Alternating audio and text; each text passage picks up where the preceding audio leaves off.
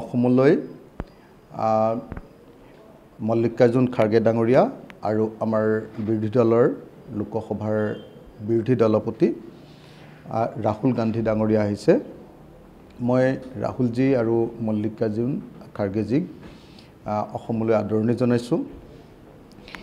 তেখেতসকলক স্বাগতম জনাইছোঁ অসমলৈ আৰু তেখেতসকলক মই অনুৰোধ জনাইছোঁ যাতে মই সংবাদ মাধ্যমত দেখি আছোঁ যে আজি মিত্ৰতা সন্দৰ্ভত এটা সিদ্ধান্ত হ'ব।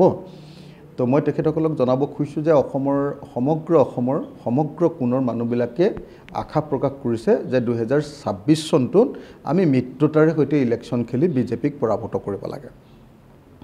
মই সেইকাৰণে ৰাহুল গান্ধী ডাঙৰীয়াক আৰু মল্লিকাৰ্জুন খাৰ্গে ডাঙৰীয়াক দুইজনকে অনুৰোধ জনাইছোঁ যে আজি মিত্ৰতা সম্পৰ্কে এটা পজিটিভ এটা ইতিবাচক সিদ্ধান্ত গ্ৰহণ কৰিব লাগে। আমাৰ বিৰোধী দলবিলাকৰ একতাৰ এটা সিদ্ধান্ত ল'ব লাগে। বেছি দেৰি কৰি থাকিলে আমাৰ সবৰে অসুবিধা হ'ব, কাৰণ দেৰি কৰি থকা মানে আমি সমগ্ৰ অসমত কাম কৰি থাকিব লাগিব আৰু মিত্ৰতা হৈ গ'ল মানে কোনে ক'ত খেলিব, তেতিয়াহ'লে নিৰ্দিষ্ট ঠাইবিলাকত আমি কাম কৰিলে আমাৰ কাৰণে নিৰ্বাচনত জিকিবৰ কাৰণে আমাৰ কাৰণে সুবিধা লাভ হ'ব। আৰু নহ'লে যেতিয়ালৈকে মিত্ৰতা নহ'ব এনেই বগুৰা বগুৰি চলি থাকে, ইজনে সিজনক সমালোচনা, ইজনে সিজনৰ ওপৰত বক্তব্য দিয়া, বিতৰ্ক হৈ থাকে।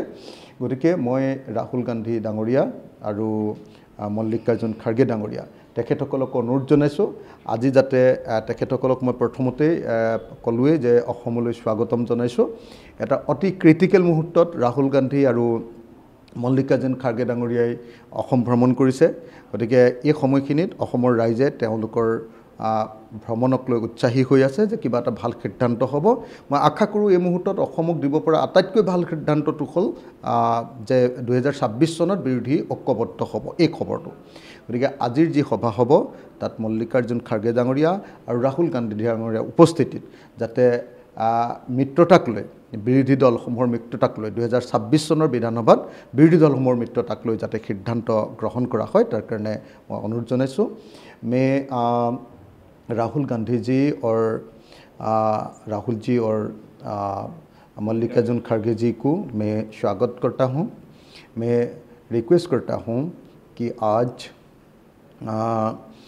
जो यूनाइटेड फ्रंट का जो डिसीजन है 2026 का जो हम लोग का असेंबली का जो इलेक्शन है, असम असेंबली इलेक्शन के लिए आज यूनाइटेड फ्रंट का अपोजिशन पार्टीज़ का जो यूनाइटेड फ्रंट बनाना है इसका एक डिसीजन हो जाए तो उस लोग का उपस्थिति में तो आज ये डिसीजन हो जाने से सबसे अच्छा होगा।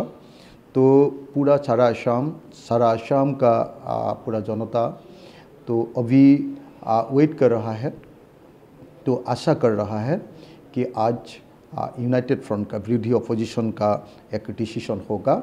इसीलिए मैं राहुल जी और खड़गे जी को असम में स्वागत करके तो आज अपोजिशन यूनिटी का 2026 असम असेंबली के लिए अपोजिशन यूनिटी का एक डिसीजन लेने के लिए मैं विनती करता हूँ, अनुरोध करता हूँ और आशा व्यक्त करता हूँ कि आज यूनिटी का एक डिसीजन अपोजिशन यूनिटी का एक डिसीजन हो जाए।